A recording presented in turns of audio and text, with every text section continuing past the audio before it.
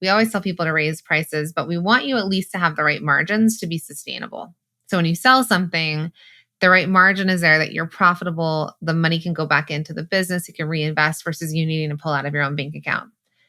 Then if you see that the market will bear, the customer can be charged more for the product and you can make a higher margin, by all means do it.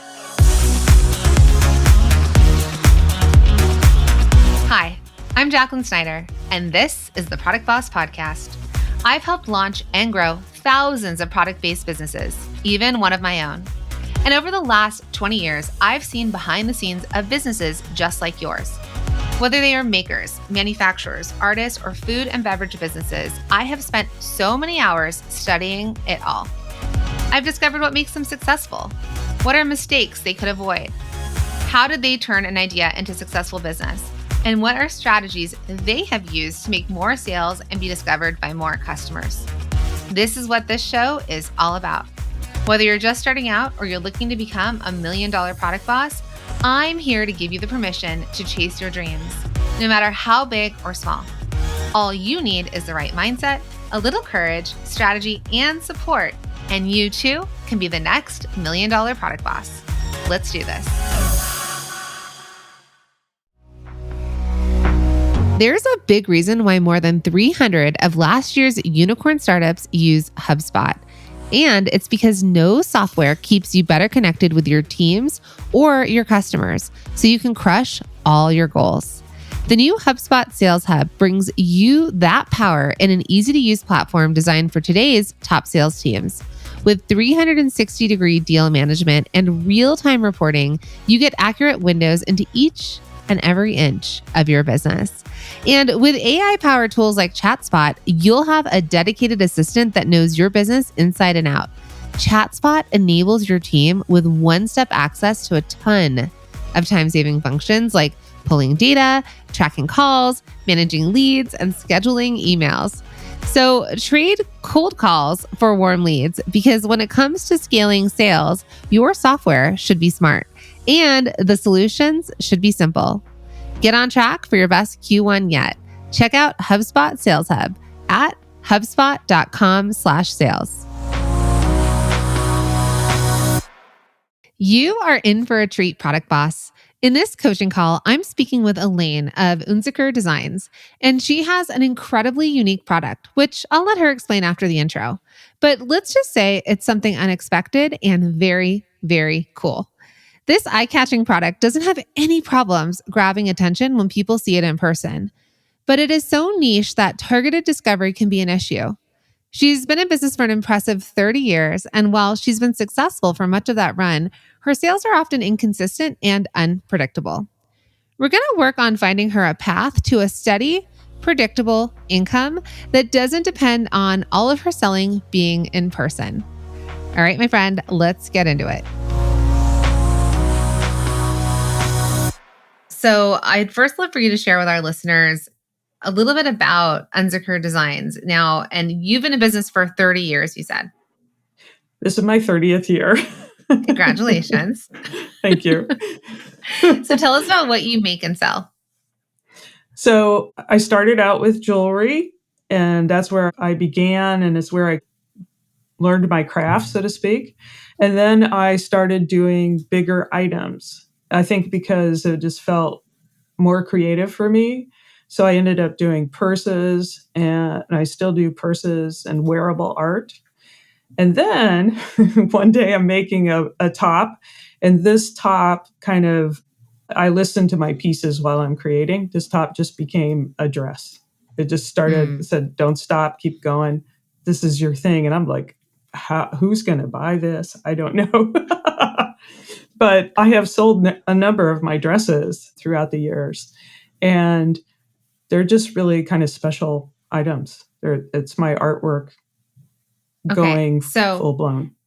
The one thing that you missed is telling us what these dresses and jewelry are made out of. Oh, sorry. They're made out of stainless chainmail. Chainmail. Yeah. I was going to say, so for those of you who don't know what chainmail is, you can imagine like chainmail for knights, like when they wore those vests underneath their, shields, but chainmail, you'll see it and it's metal mesh, not mesh because it's all rings hooked on each other. So do you call it metal lace? I started calling it metal lace because it's fairly lightweight for what it is. And if you say chainmail, you think masculine and you think Mhm. really heavy. Metal lace, women go, oh yeah, okay, I get it, Mhm. and and it's more accessible. But all the rings interlock, and so they're soft and flowing and not stiff at all. Yeah. It's malleable. And when I met you, we got to meet in person. We did a photo shoot together, and you came in with a metal lace glove. You had this cute little, it looked like a crop top, like kind of the shape of a bra, sort of, but a crop top over your outfit. You had the jewelry on. So it's very cool, the things that you're making. Like you said, it's your art. You're a designer for sure. But it's very cool to see your version of taking this material that isn't as expected for wearable. I'll say it's wearable art, but it's also apparel and jewelry and accessories. Because you also had this one that was like a scarf that was made out of it, right? So they're very cool pieces. And I think you even told me that people will follow you out of like grocery stores and ask you Oh what yeah. you're wearing. Yeah. People will stop me and they'll stop what they're doing. Like they're supposed to bag groceries or whatever and ask me questions. I've Yeah. actually sold earrings off my ears because the person wanted them. Amazing. So good. So I mean, it's really great because you wear your product, you wear it well, and you look very cool doing it. And then people are like, what is this? Like, what's happening? And it's very awesome. So good job with that. So I just wanted to share that because as we talk about your product, I want people, and you can all, check out the website. It's unzickerdesign.com. There'll be a link in the show notes. You can kind of see what we're talking about as we're getting into this. So let's talk about your price points because I think that's another big thing that we need to talk about, from your earrings and jewelry all the way to your gowns, because you brought this one gown that was floor length that had a train. I mean, it was amazing. So what is your jewelry price point around? $40 for the least expensive pair of earrings, all the way up to 400, 500 at times for one of a kind pieces, bracelets that are like in the $100 range. And then there's scarves, which are also like from 150 to 400. Okay, the apparel. So a shawl is 1,000, and the vest, which is like one of the bigger sellers, is 1,800. And you've sold dresses. I have sold dresses, there's different prices because I was just making them. I didn't know when they would sell or who would buy them, but I have sold them up to $6,000. I haven't Amazing. gone beyond that, but I have sold them up to $6,000. Amazing. You're a student in Multi-Stream Machine? Yes, Yeah. I Okay. just signed up in this last time. That's right. So when you were looking at the pricing and what we were teaching about pricing, did you feel like you were accurately priced? Well, I actually just did some pricing with your figures. Just Okay. like I'm going to double check my stuff. And so I did a newer scarf, which I was like just checking to see if that price was accurate. It did come out pretty good. I mean, it was pretty good. I didn't feel it was underpriced, but I did feel like maybe it could go up a little more. Perfect. So I love Just that you're to saying that. Which means then that you are pricing appropriately, because if you're using our formula and it's less than what you're charging and that you're selling for, what I want everyone to know is, like, we always tell people to raise prices, but we want you at least to have the right margins to be sustainable. So when you sell something, the right margin is there, that you're profitable, the money can go back into the business, it can reinvest versus you needing to pull out of your own bank account. Then if you see that the market will bear, the customer can be charged more for the product and you can make a higher margin, by all means do it. Mhm. So, and this is not, I always bring up designer bags. Like, I'll just say Chanel bags, and Chanel bags are made out of leather with the same innards and zippers. And the only difference is, I mean, yes, there's quality of sewing and stuff, but it's the logo on it and who's selling it and the brand's value. So if we're going to talk about materials versus materials and labor versus labor, they could probably come up pretty similar to someone who's just selling a generic leather bag and someone or like the production cost of selling a generic leather bag, and the same with a Chanel bag. But what's bonkers to me even, and especially in the designer realm, since 2020, prices have skyrocketed like 40% more. Like Chanel bags that used to be $5,000, $6,000 are now like $10,000 for an entry level product. And it's not because the materials changed. It was because of the demand and scarcity and the value placed on the product and what people are doing. So I was like, I'm lucky I bought my first and only Chanel bag before the pandemic because I got a deal.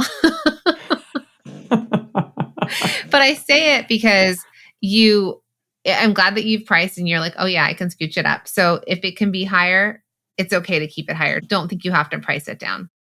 One of the things product bosses struggle with most is getting their pricing right. They're afraid that raising their prices will push customers away. We always recommend hitting a minimum margin based on the costs of your business. And in most of our coaching calls, the problem is that they're priced too low. But once you've hit that minimum threshold, the only limit to your pricing is what the market will bear. So right now you're feeling like your biggest struggle is having steady, predictable income and a definite direction for the business. So you've been in business for 30 years.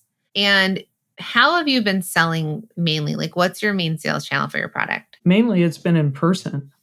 Mm-hmm. In-person sales at art festivals. Some of the I would say the top 20 in the country, which means, I would be in California, but I would also be in Pennsylvania.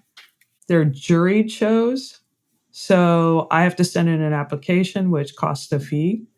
And then I may get in or I may not get in.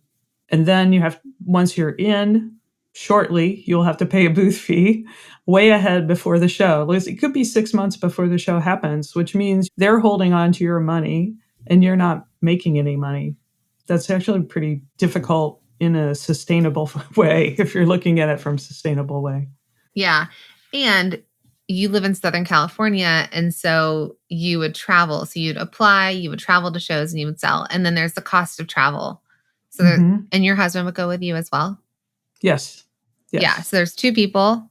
There's shipping all the stuff. There's the display and all the things. And then there's the time that you're spending there. So it looks to me from you, at some point, you were pretty close to $200,000 a year business. Mm-hmm. What was happening during that year when you were making multiple six figures versus where you are now, which is under six figures? There were a lot more shows available to me. Okay. And it just kind of happened like a little at a time. But let's say one year, a show producer stopped doing their show. It just disappeared, gone. And I think that happened with another show I was doing as well. So when those shows started disappearing, then there wasn't anything to fill in for that. So a loss of revenue because something closed. So whatever that percentage was to your revenue, all of a sudden you didn't have access to that anymore. Right. And it's pretty hard to scramble at the last minute to figure out what to do to accommodate that. And then I think that the other piece of this is that the art festivals really had a big heyday at one point where that's where people bought stuff in person.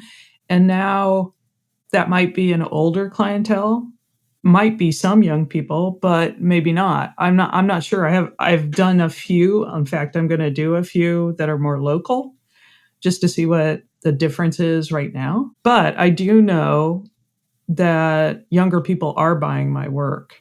So I just need to reach younger people in a new way. Yeah, because 30 years in business, things have changed. Yeah. When you started, there was no internet, e-commerce, Instagram. Mm-hmm. Right. It was in person and people went to things and they bought in person. And so in the transition, especially in the last several years, and then with the pandemic hitting, which also closed down more in-person shows and people couldn't get back on their feet, and it moved a lot of people to buying online, it really just changed the culture in general of shopping. Now I'm seeing people return to in-person and they want to do it. And I'm even feeling a pull now that I'm like, I want to buy something and I want to actually physically drive to the store, and I can't, those stores are gone now. And so I actually have to turn to online to kind of search something.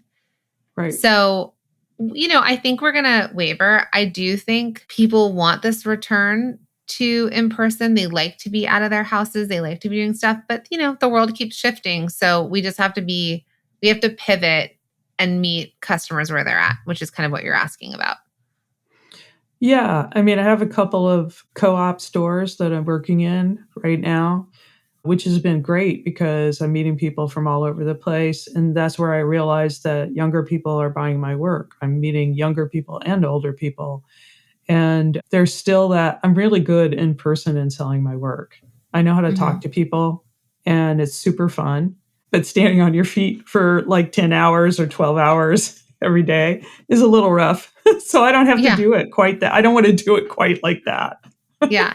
And you'd also mentioned getting older that it's something that maybe you feel like you want to transition out of doing all the time for all the things. Yeah. It's creativity that really got me here. And I've been finding, for whatever reason, that writing is becoming very interesting and creative for me, which is great because 60% of the people open my emails and read. That's big. Mm-hmm. That's big.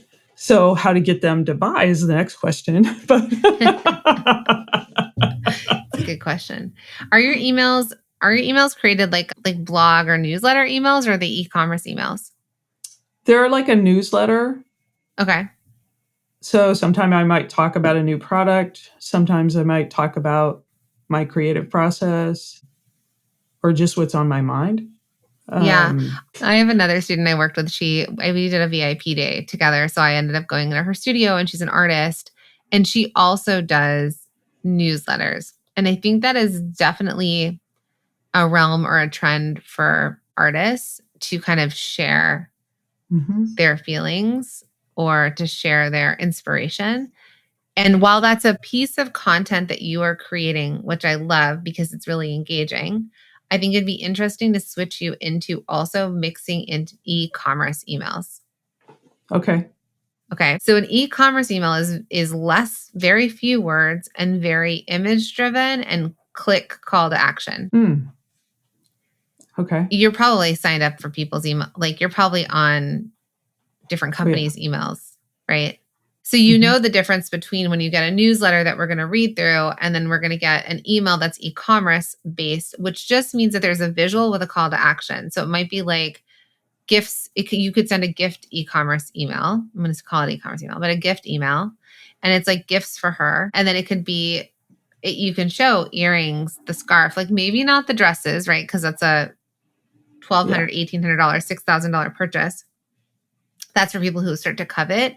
And that might be things that you talk about in the blog or the newsletter, for example. And they're aspirational pieces. But the things they can buy in the meantime are the $40 earrings, the $100 earrings, the couple $100 scarves. They can get a version of that look. So we've got aspirational, and then we have the stuff that people are able to buy more of and often. So your business is a little bit split between being an wearable art, like an art business. And then there's also your business that can be an accessory driven business. The gloves, the earrings, the neck ties or scarves, like the jewelry bits. And so I think it's the positioning that you do that's important to start to drive it forward in a certain way. So we want to sell product ultimately. We can tell stories, and I love that you love writing, and I think blogs and things like that are great. But I think some follow-up e-com emails will be really essential, in a call to action of like shop now, right? There's just a simple button, shop now, and it drives them over to the website and they land on the product page or the category page and they can shop now. Yeah. I mean, we have done that with the newsletter, but you're talking about being just that separate. Simple. Yeah. Okay. I think a mix. You can do the newsletter once a week and you could do an e-commerce email once a week. And if So that's do you too many always emails, you can do one I'm the next smiling. week. Sorry, I'm smiling because I'm like, do you do a newsletter? Or, I mean, you do something every week for your list? That's my question. If you're on our email list, we do something almost every day.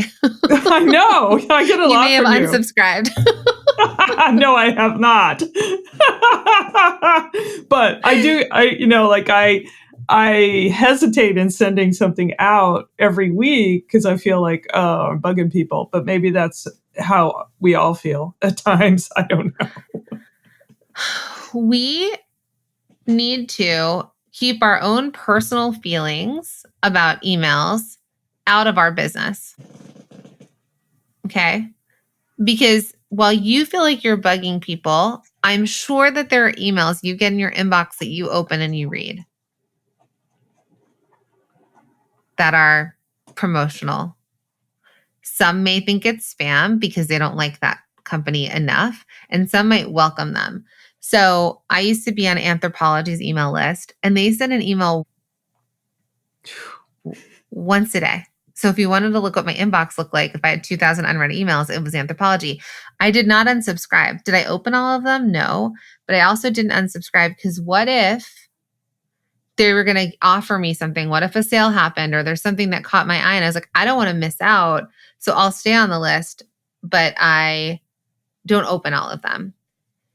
So it's the same idea here, right? Like you don't have to open every single email, but you're a billboard in their inbox, right? You're popping up and they're remembering you. When you ask me, is once a week too much? It's not, because I get emails once a day from companies, and even they'll do a resend to unopens, meaning if I didn't open the one in the morning, I'll get a different subject line later with the same email.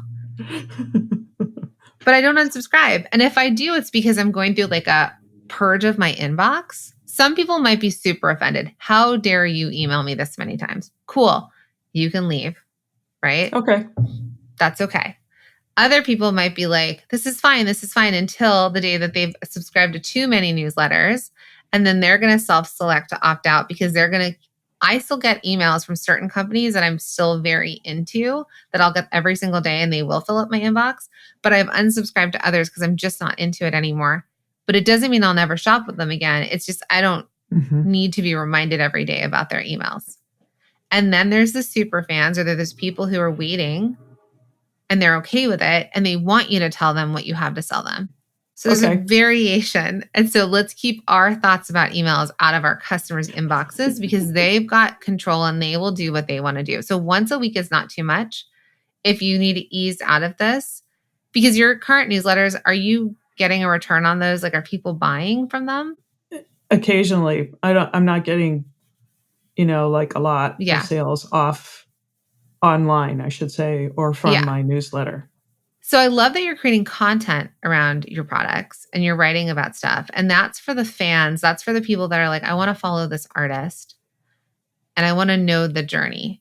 But we also need the shoppers, the buyers, the people who are going to buy from you. And we need to make them an offer to buy from you. Mm-hmm. So you could also do a every other week situation if you want, like 1 week newsletter, next week e-com, next week newsletter, next week e-com. And you can see how they start to perform. And if the e-com emails start to make you sales, you may feel more confident sending more of them. And maybe your newsletter is once a month instead.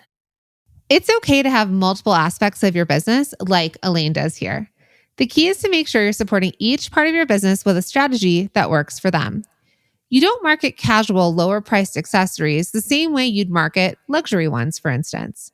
If you're going to offer both ends of the spectrum, you want to use tactics that will work for each.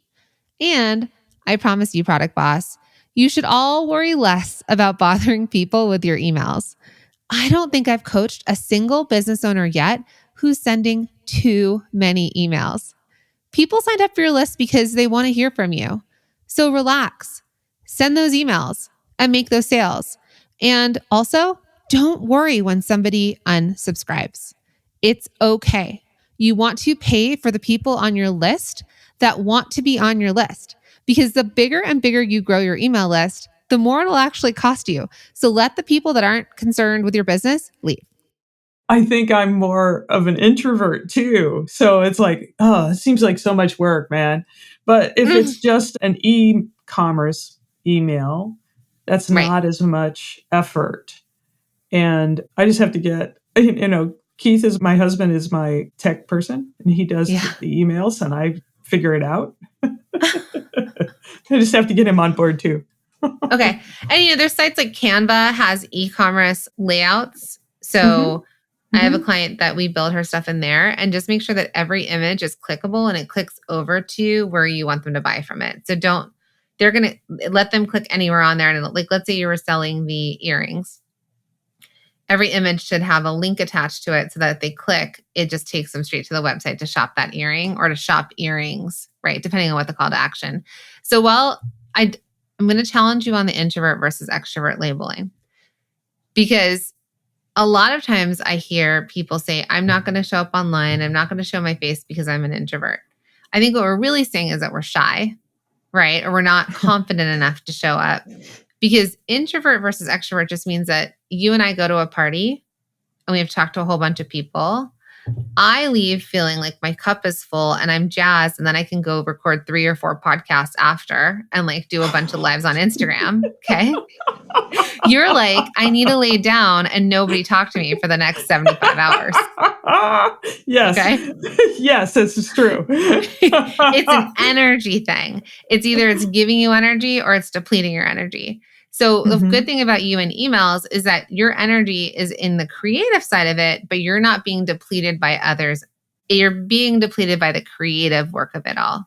If you feel drained, but putting yourself out there is more of a confidence situation. And when we separate you, which the newsletter is you maybe, from the e-commerce side of it all, the e-com side is the business selling product to the customer that opted into your email list for a reason. Okay.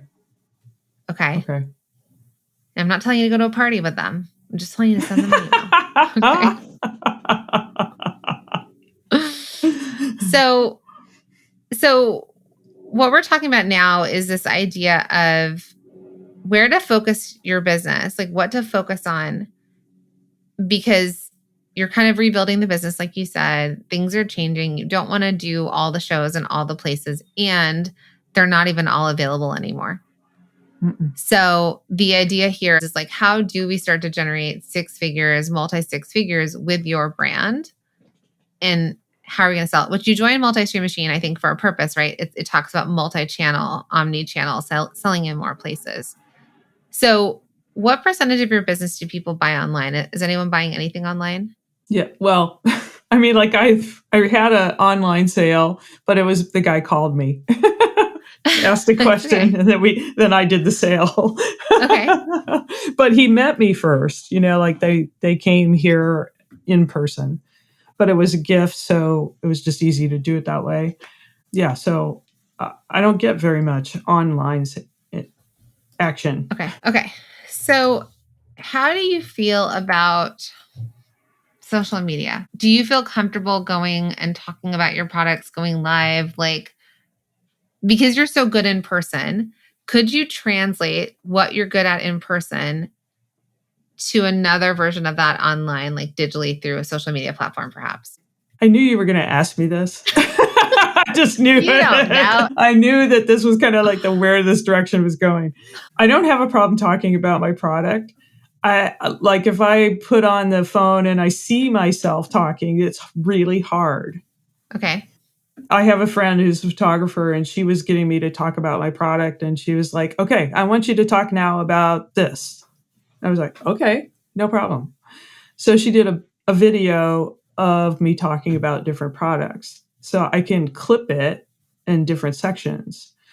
But I don't know I've never tried to do a live. I think it freaks me out. That doesn't mean I can't do it, but I think it freaks me out. Okay. So there's this brand that I followed for a long time that was word of mouth. So they are they're stones, like rose quartz, amethyst. Like if you think about from a spiritual perspective, they're spiritual stones, but she makes them into jewelry, bracelets. She's all bracelets. And she calls it handmade crystal jewelry, blessed to attract abundant miracles in your life. Now she's very fabulous looking. She's the face of her brand. She's the kind of person that looks like she's flying private, like on a private jet, but she wears these bracelets all the time. And the way I found it was I was like, oh, this is very different. I saw someone else who's like spiritual wearing them, but spiritual glam, let's call it. And I saw, I was like, what is that brand? And she's like, oh, it's this company. And I followed them ever since. And I love it because she actually has like 40,000-ish people that follow her on social media. But when I look at her views, like there's not that many. So who knows if they're real or not people. but she's constantly showing up and talking about the pieces. And when I met you in person, you had so much to say about every piece, how it's made, the way you touch it, the way you hold it, the way you explain it, which is probably why doing in-person shows, you're so successful. And I think there's an element that we can translate because you're traveling all over, you're lugging the stuff around, your husband goes with you, you're like, how many in-person events can I do? And I think for you in particular, there's a part of you that you can translate online by just being able to show up and speak. Does it have to be live? No. You can create shorter video where you're just talking about it. You can even just do things with your hands and show it, but people like faces. They're more likely going to watch video with faces. Mm-hmm. But I just want you to start to think about your superpower specifically, Elaine, is that you're very good in person and you're very personable. I mean, to the point that you were inviting my photographer to come stay with you at your house. She was so personable herself. Yeah. She was great. I'm like, yeah, I did. You're all going to go hang out in Ojai together? Come on. Yeah, absolutely. Yeah. So there's this part of you in person that I think if we can build confidence and know, hey, what if you could build this business by speaking more to customers as if you were in person with someone, you could really translate a lot of it online. Now, it could be in a Facebook group that you can create your own Facebook group. It can be on Instagram and TikTok, for example. All you need is I think it's 1,000 followers on TikTok to be able to do lives. Because what I think eventually is if you're going live and you're just like, once a day, I say once a day, it's going to freak you out. You don't want to send an email once a week. But let's just pretend you were really comfortable and you were going live and you were talking about these new earrings. I created them. They're so amazing. Look at them. You're putting them on and you're talking about it. People are going to watch and they're going to almost watch and covet your items because it's not really mass produced. You might make similar ones, but it's almost like if I can get that, I need to watch and pay attention. Because these bracelets I was telling you about, they're like $800. Like they're not cheap. I had to wait for a Black Friday sale when I bought my stack because when I really wanted them, they're like $550, $850. So it's very expensive, but they're highly coveted and people watch and they collect. And I think your brand needs to shift more to a collection, like I'm collecting from you and I feel attached to watching this art be created and the specialness to it. And there's enough people that, like you said, I think you said you do have collectors, Oh yeah, I do. I'm actually, I like big collectors actually. People who've collected my work over and over again for years. We just need more people to know you exist that aren't walking by a booth or walking by your table at an in-person,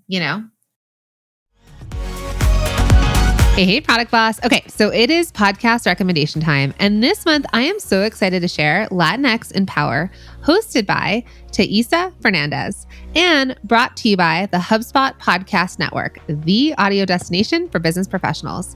Latinx in Power is a podcast that features interviews with top-level executives, entrepreneurs, and innovators from Latin America and the Caribbean. Having the perspective of Latin American leaders who have succeeded in their fields is so invaluable. And they're aiming to demystify the tech industry by providing listeners with insider perspectives. And I don't know about you, but I love to listen to podcasts that interview leaders in different industries because you never know what nugget of advice you can pick up and apply to your own business. So I really love this recent episode titled From Legos to Microsoft with Pablo Veramendi. Pablo is the director of audience evangelism at Microsoft. Yes, the Microsoft. And in this episode, Pablo discusses his Hispanic identity, passion for building communities through technology, and insights on the future of technology. And he even teased some upcoming projects at Microsoft. Listen to Latinx in Power wherever you get your podcasts. Hey friends, are you unsure of what to say on social media or what to even send in your weekly emails? Well, what if creating content could be easy? Would you be looking for a shortcut to creating consistent content? Yes, consistent content, because you know consistency is key. Well, let me tell you, you are not alone when you feel like you're struggling on what to post or what to write in emails. And we know that you have that product part of your business down. But as you're listening to this podcast, you probably already know that to get more people to your products, to buy your products, you need to create great content. Oh, I know. I keep saying content, and that's the dreaded C word. And we can't tell you how many product bosses tell us that they want to create great content for their audience and their customers, but they don't know what to say, or they are so busy they can't find the time, or they really, really, really don't want to be the face of their brand. Well, no worries, because that's exactly why we created a year of content. It is your shortcut to creating consistent content that resonates with your audience and brings more loyal customers who can't wait to buy your products. If you want to see how easy this is and how easy it is to create content for your audience and your customers, head to www.ayearofcontent.com.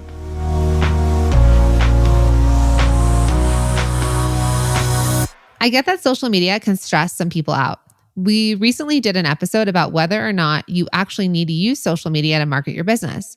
So go listen to episode 547 to hear more about that. While the truth is that you don't need social media for your business, for what Elaine's hoping to achieve, more consistent sales while doing less in-person shows, cultivating an online presence is what's going to get her to where she wants to be. There's no one right way to build a social media following. So if the idea is freaking you out, start with this. Think about what strategies are working for you in person, the parts of your business that feel easy to you, and think of ways you can incorporate that into your social media. So when you're in person, are you getting their information? Are you growing your email list? I am. I don't quite have 1,000 on my email list, which is hard to believe, but it's because of the change from mail to email. I didn't grab that fast enough, but I do have just over 1,000 followers on Instagram. Okay. So that's perfect. somewhere. I mean, you do not need that many people. You just have to create emails and content that gets them to buy it. And we need to just do some brand positioning that we shift you into like these collector's pieces, and you talk about stuff and then you say, this sold out, congratulations, Jacqueline, you just bought one of the 2 pieces that I have of this, and it feels coveted. I think the other element of where you could shift that I kind of see the placement of your stuff is festival goers, like young women who go to, because this chainmail, these dresses, it's like how everyone's basically wearing naked dresses now, where like you could see their underwear through everything. So I could see your stuff at Coachella or Burning Man if it's not, turning into the disaster it was. But like they could go to festivals and concerts in your stuff because it really stands out. So you and I talked about this in person a little bit, but for you now it's about reach to influencers or creators or celebrities to start to position your brand as a coveted high level brand that they can access. Like Tiffany's jewelry has keychains available. Like their cheapest products are like, I don't know if they're like $150, right? So there's these like entry level products, and then you could buy $100,000 bracelet from them if you really want. So we have the entry level products because they're aspirational. And then we have like the real meat and potatoes, the coveted pieces that people want. So the next side of this is really figuring out who your ideal customer is now in this day in 2023 for you moving into 2024. And then thinking, who can I approach to wear my pieces? They don't get to keep them unless they want to buy them from you. That you can use those, and that's an influence to other people that you want to attract to be your customers. Okay. Do you have questions about that part? Well, I know it would be through stylists mostly, I think. We talked about like you can work with stylists, which is an investment if we're working with style houses to house your stuff, because they're almost like publicists in a way, but from that perspective. Or you can follow stylists on social media and you can reach out and do your own sort of connections with them, right? You can follow them, you can comment on stuff. If they're looking like, who is this person? And they see your site. So it's kind of showing up where your ideal customers are or the decision makers for them and being more part of it. So that's another reason you and I talked about in LA. There's a couple trendy things you can do, like the Rose Bowl flea market, Right. where stylists go and pull and buy stuff. And also I said the Melrose market, the Melrose, they call it Trading Post. Trading Post. Yeah, Yeah. which I've seen so many celebrities. And there's tastemakers there. So that's like a sideways type of way of getting in, that like if you go to where the trendsetters are and then you have them take photos while they're trying them on, if you just kind of, you capture content with people who look like the ideal customer, and then you reuse that content so that when people see on your social channels or they see your emails and they're like, oh, I see myself in that person, that I must be in the right place. Okay. Yeah, we've looked up the Rose Bowl. I think we need to call them now. We just have a couple of questions for them to see if it's possible for December. Okay. I was saying the cool thing about us living here in Southern California is that our in-person markets don't stop necessarily. They'll stop, like other people on the coast and stuff like that, or East Coast, things like that. Like in-persons will end because of the weather. So we're really lucky that we have some things that just keep going. Yes. Yeah. Yeah. I also wanted to say that like I do have a really good wholesale account right now, and it's a museum. The Mingay Museum carries my work. And this is kind of like the best wholesale account because I can contact them, just stay in touch with them by email and do like what I call a reminder, and then they order. What museum did you say? It's called the Mingay, Mingei, in San Diego. And what type of art is in this museum? Craft, folk art, and design. That's their focus. Okay. So here's a little thing you can do with ChatGPT if you want to use some AI. I did this for my husband because he's a Broadway actor, singer, like amazing voice, and he wants to do more concerts. So we used ChatGPT and we searched the top concert halls in the States. So you can kind of do the same thing, that you can search, you can say, hey, I want to find other museums like the Mingay Museum in the States. Give me a list of them. You could even say like with contact info or website address, they might be able to give you that too. And so that will actually create a whole list for you of other similarly aligned retailers ultimately that you can approach, and you can say, hey, we sell over here. They're doing really well. Would you like to become a customer of ours? Okay. That seems like an easy way to do it. Super easy. Otherwise, you need the yellow pages. No, I'm just kidding. No, I mean, it's like a real easy way. I just find that like the wholesale is really an easy way to have a stream of income. Yes. Welcome to multi-stream machine. Yes. So exactly. So I don't think we talked about, so I didn't know you had gone wholesale yet. So I don't think we fully, I think I knew that you were you had a couple smaller stores that you would have things in, and I wasn't sure that they were wholesale or not. But when you're really leaning into these accounts and you're looking at, when I call them accounts, these stores are accounts for you. And you're like, who are they? Who's their ideal customer? What is their sell through? You can find other businesses that are similar in other places in the world and in the States that you could say, okay, we sell really well at this particular place. Where else can we sell like that? And you may also need to make decisions based on the household incomes of the neighborhoods, right? Because if you're in San Diego and Ojai, which is close to between Santa Barbara and Los Angeles, for example, there's a lot of money there and your products, right? Versus if you went to another place, but the products weren't the right price point. So you might need to be in places like Carmel or places in Connecticut, for example, or the Hamptons. There might be stores like that in the Hamptons. So you might want to find places, or West Palm Beach in Florida, places where people have money, they buy art, and they also would like to have very individualized art. Also Palm Springs for you, Palm Springs and Palm Desert. there was a museum that I was in touch with in Palm Springs. And it was just so hard to get an appointment with her. She wanted to see the work in person. And I never felt like she was communicating with me. And it really just got frustrating. And I was like, this isn't working. The other museum is really engaged. What's so interesting is the Palm Springs place wanted to work with me, but it's so like not really making it happen. Like Yeah. she keeps putting it The- off. That's my point. The buyer, the connection point for you, the buyer is not ideal because either Right. you're not a priority right now, that person might be overwhelmed. We don't know what's happening in that business on that back end. So it's not a you thing. So you could send an email that's like, hey, I just want to do a quick follow-up on this. Otherwise, I'm going to put it to bed.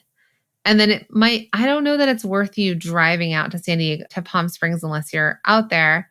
You can always send samples with a return mailing label. So you could send it and say, hey, I'm not able to get out there, but why don't I send you some samples with a return mailing label? You send them an invoice, like where with the retail price, you're like, I'm sending this to you. I need them returned, they need to be returned. Here's the invoice in case like something gets lost. Do you approve it, kind of thing? We're going to send it. We're going to send you a return shipping label. Take a look. Let's jump on a virtual call and we can talk through it. And maybe you have pieces that you can show her on Zoom, but she can physically feel and see the product and you can have them send it back. Okay. Don't send the $1,200 gown, right? Like, right. No. I only said that because like sometimes people could lose stuff or it sits on their desk forever. So you want them to just be accountable. Like, hey, I'm going to send this to you. It's going to get to you on Wednesday. Why don't we meet on Friday? I can show you some other things on Zoom. You can just kind of, when you get to the conversation part of that, and then I'll send you the return label and you can ship it out to us by Monday. You just kind of lay the ground rules for yourself. Okay. And for them. Okay. That seems good. Yeah. Don't drive there if this person seems flaky. You just don't know. Maybe she has to run everything. And the last thing she can do is wrap her head around like getting back to you just because. I actually think that's the case. I really do. Like she wanted to see jewelry and purses. She knew exactly what was going to work for her. Yeah. And your purses are very cool. Yeah. I think for you, like touristy destinations, places with money, gift stores, art stores, museums, you could grow a beautiful wholesale arm to this business. And if you can duplicate what's working, this one account in San Diego, what's it generating for you right now in terms of revenue? I did not like do the full figures for the year, but this year is probably the third year they've had my work and they've ordered the most. Like I was shocked that they ordered, I don't know, like 3-4 times before the summer. Okay. So that's pretty good. It's very good because they're doing reorders. That means they're selling. So take that amount when you look at the numbers and say, all right, if I could duplicate this store, let's just say they've bought $10,000 of product from you over this year. And you're like, I'm going to try and go get 4 or 5 more stores that are similar, that I'm going to create a similar like repetitive pattern. And they start to generate $10,000 a year. Now we've added 50 grand to your income without you having to go to a single show or do a single live on Instagram.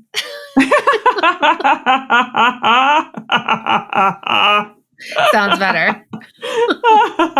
Well, I do think this is a way to do it. I just wasn't quite sure how to get these places and where exactly. Wholesale is one of the most underrated streams of income for product bosses to consider. And I think that's because of how daunting it can seem to get started. But once you create these relationships, it becomes almost a passive stream of income for you. Wholesale won't work for every type of business, but it's definitely one you should look at. It's what worked for me and my product-based business, Cuffs Couture, and the dress line that I created, Lily Mark. It's how I got started. It's the business that I'm in, and it's something that I've seen work for our students inside of our programs as well. Then I'm going to take back everything I said to you before about stylists and all that. You can still do the markets. Don't spend money on that part just yet, because the other side to this is because wholesale is working for you and you've tested it and you're like, museum gift stores do really well and some art places do really well and things like that. lean into that module and multi-stream machine about wholesale, have line sheets together, figure out your list of the people you're going to contact. You go through what we teach in MSM, which is kind of like how to approach them, how to make the calls, have the conversation. And now what's cool is that you've got data that you're like, hey, this museum in San Diego, they keep selling out of these products. And I know that your museum is very similar in terms of like the, it's folk art or it's design based and whatever. And I think that when they're shopping, I think they'll find a lot of value. And then you could say, like, let's start with a test order. Like, let's start with a small order. I'll send you our best sellers, the things that are selling really well in this other place. It's X amount of dollars. I could write the order up for you because I know exactly what would be great, but I can show you some other things, but I know exactly what you need. And all we want them to do, and this is, you have a whole training inside of MSM, is how to get them to say yes. We want to make it so easy for them to just say yes. Okay. So that, I think, instead is probably the easier lift for you in your business and allows for reach, because now you're reaching your ideal customers in other places. They're going to discover you, and then they're going to start to want to acquire you. So either they're going to go back to the same place to see what other products have come out, which are reorders, or they're going to go and they're going to follow you online and they're going to say, what else do you have? So I like this for you. I like the wholesale arm. And then you can use a chat GPT or something to find you similar stores, similar museums, and even give you the contact info, because otherwise you're going to have to go through Google, which you can also do if you need to. Okay. Yeah, that sounds good. How does that feel? It feels really good because that's like really manageable. Do you have any follow-up questions? The dresses have this high markup, sort of, and it's because they just take forever to make. Maybe they're just the thing that sometimes sells once in a while and they attract attention. Yes. They are your showpiece. Yes. Like if you think about like a car dealership or something like that, they're going to put all their cars aren't going to be the most expensive car, but they're going to have one or two that are kind of like the, ooh, like that's amazing. But most people are going to buy the cheaper cars probably. I'm trying to think if there's a better analogy to that. So your dresses are probably showstoppers and the showpiece and the thing that people are like, that's amazing. And it brings them over. But then they're going to buy from you the $100, $200, $300 products. And I want you to just think about the $40 earrings, if that's too low of a price point based on where the majority of your other products sit. I just want you to think about it, because a $40 pair of earrings I can get from a lot of people at a craft show, all different types of earrings. So then it turns into perceived value. Versus if your stuff is like, these are $90 earrings or $120 earrings, right? Like, again, I don't know the product well enough to give you the exact number, but when you start to attract a certain customer, they have an expectation for what they're going to pay, because in their head, it's quality, it's the uniqueness, it's whatever the brand value is. And so sometimes your cheaper price point might be deterring people, because I might think $40, are they going to turn brass? Are they going to make my ears green? Okay. Yeah. I mean, it's true. Mm-hmm. Other people are going to say, that's really expensive. How dare you sell me metal earrings for that? And you'll be like, that's nice for you. You're not my ideal customer. That's okay. Well, it is fascinating. I've noticed during this time that the $40 earrings do not sell as quickly as the $60 earrings, because that's the next point up. Mm-hmm. It's perceived value. Okay. So you can test it. They could be $60, and then the $60 ones could be $85, right? Mm-hmm. So you can test this. And what I love is, because you're in person, you have such immediate feedback. You can see things faster, versus if you just had a website and you're like, I don't know why things aren't selling. You're not sitting in their home asking them, why are you not clicking and buying? But when you're in person, you actually have an immediate direct feedback. And so you can kind of see, engage it, and you can even test it. You could be like, okay, they're $65. Oh, they're not selling. I'm going to lower them to $55, right? Like you can play with things in real time. Okay, cool. That's great. Yeah. I'm actually going to look up Tiffany's jewelry and see what the cheapest thing I can get is. Their keychains are $250, $350, $425. They've definitely raised their prices. But I'm just saying this because what happens is you start to position yourself in a certain way. And they just know that there's entry products and it's still going to cost them something. And then there's like perfume's a really good example of an entry product for designer brands because maybe somebody can't afford to buy Versace or Tiffany's, but Tiffany's has perfume because it's like an entry product. It's something like I have something from Tiffany's. It's just not the thing I maybe like eventually want to get. Mm-hmm. So yeah, I mean, so far I can't find anything. The cheapest thing I found so far is their perfume. So we just need to have a threshold of like, this is where we start and this is where we go up from. But we don't want to try and price to everybody because your brand is not for everybody. No, it's not everybody will or can afford metal lace, jewelry, accessories, or apparel. And that's okay. We do not want it. People are not going to collect something everybody has because if then it's no longer something that's to be collected. Does that make sense? Yes, it does. We're revisiting pricing here because I really want to drive this point home. The only ceiling to how high you can price your product is what people are willing to pay for it. You are selling yourself short if you're just getting by with the lowest you can sell something. Even when it comes to entry-level products, occasionally those lower price points can actually hurt your brand perception. Know your worth, product boss.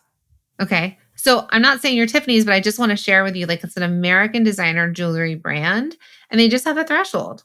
And so you will have a threshold. It might be $65. It might, you'll have a threshold, and we're not going to sell to everybody else. They can go to the other places.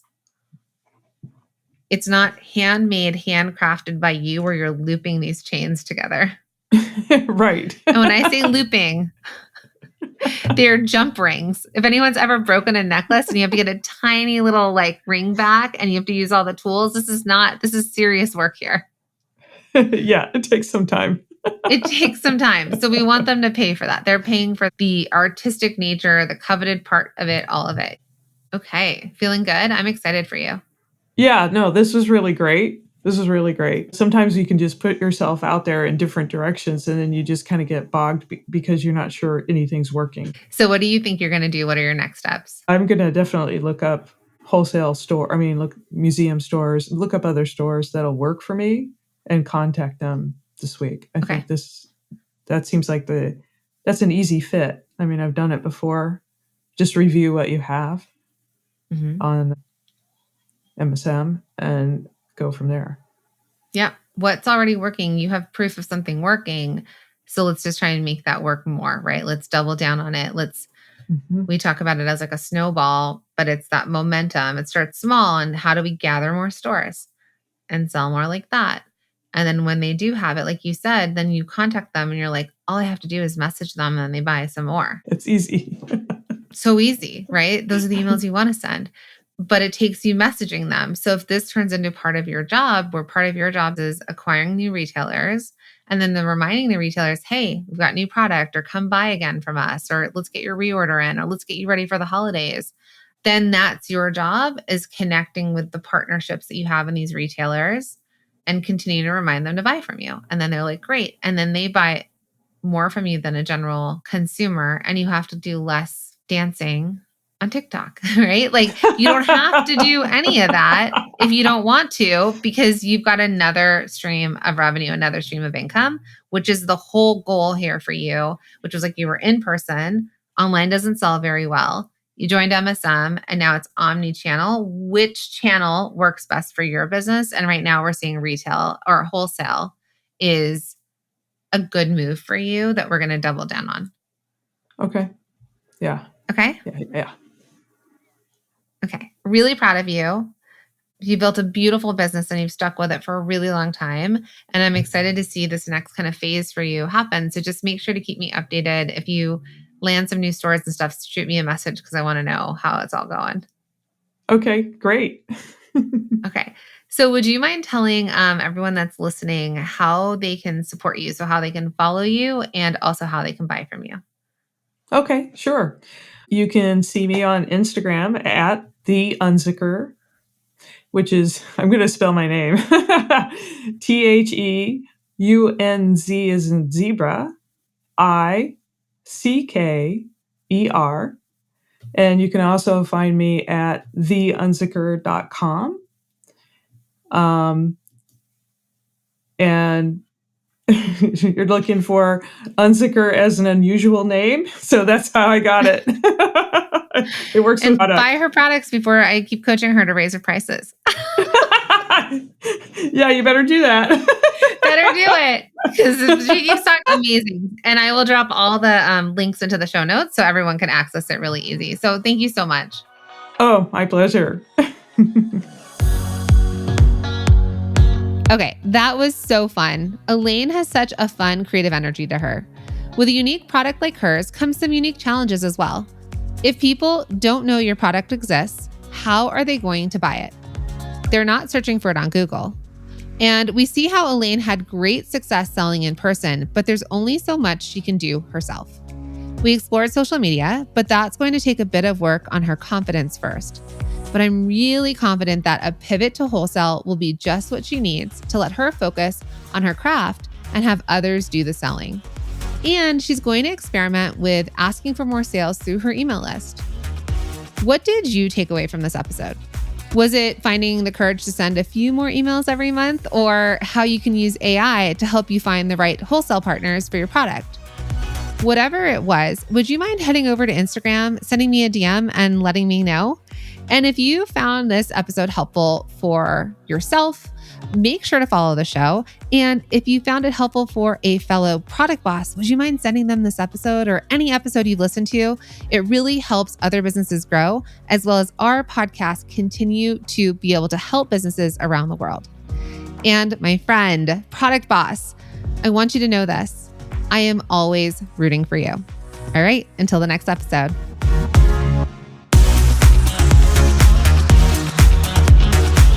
Thank you for being here and listening all the way through the Product Boss podcast.